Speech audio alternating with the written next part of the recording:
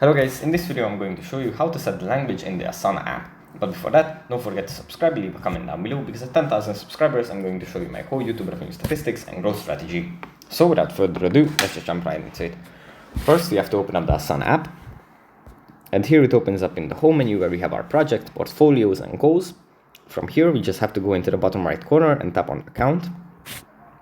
And here we just have to scroll down to the bottom, and under the app section we find language. If we tap on this, then we can select from a few languages. We can select English, German, Spanish, French, and some other languages as well. Or we can just select device language, which means that the app is going to use the language that the device is set on.